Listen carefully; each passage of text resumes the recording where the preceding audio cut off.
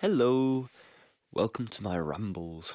My name is Finn, and today we're going to talk about what this YouTube channel is actually all about.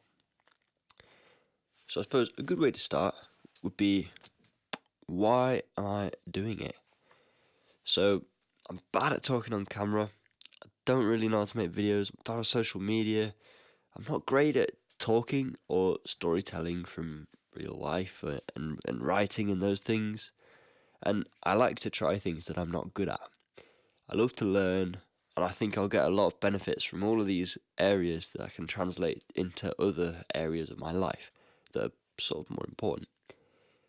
And I want to do something that's low pressure, a bit of a journal, and those kinds of things. Something for me. So here are kind of my outlined goals. So I'll develop a lot of the skills that I've just mentioned, and maybe some others, that can translate into other areas of my life. I'll learn a bit about writing and storytelling, especially. And the internet will have a large collection of very poor quality videos of me rambling, which is just what it needs. So the channel should develop into kind of low pressure, fun thing that's kind of a bit of practice, and one that won't get put off by other areas of life. Something that's just on its own for me. And I'll share my learnings as I go, which is great. So, how's it going to work?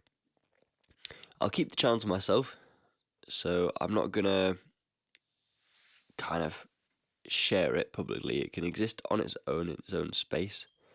That way, as I produce a load of crap content like this, it's not.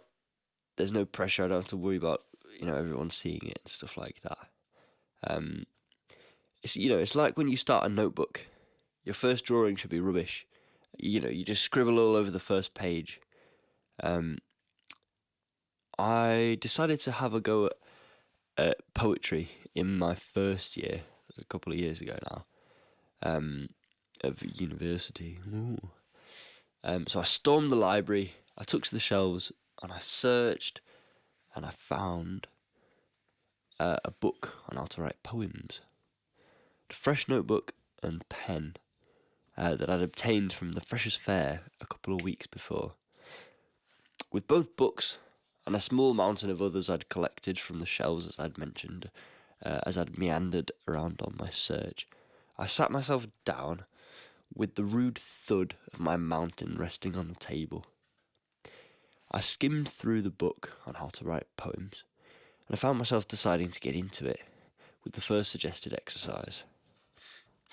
The first page of my brand new notebook shone bright, like the buzzing strip lights it reflected.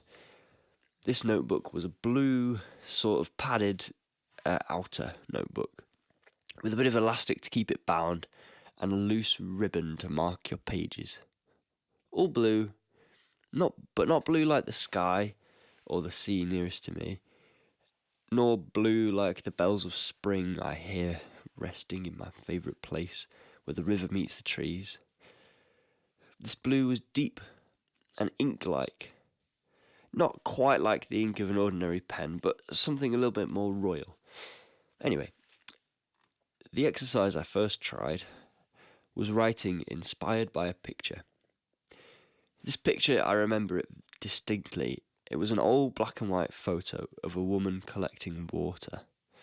The picture had a sort of industrial charm about it.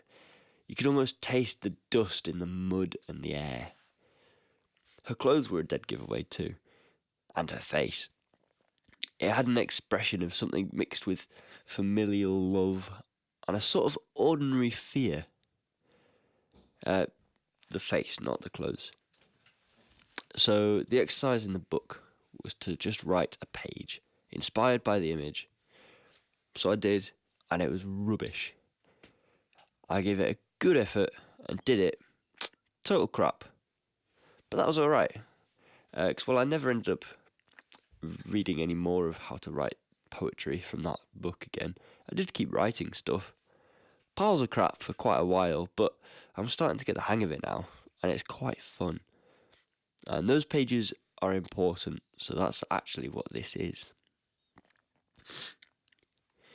So by keeping it separate and on its own, I can feel comfortable to scribble all over the first pages of this here notebook of things without any sort of pressure. So I'll probably make something every week or two.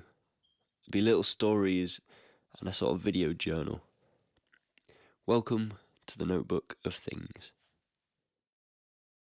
And I can start recording in here. Turn that metronome off.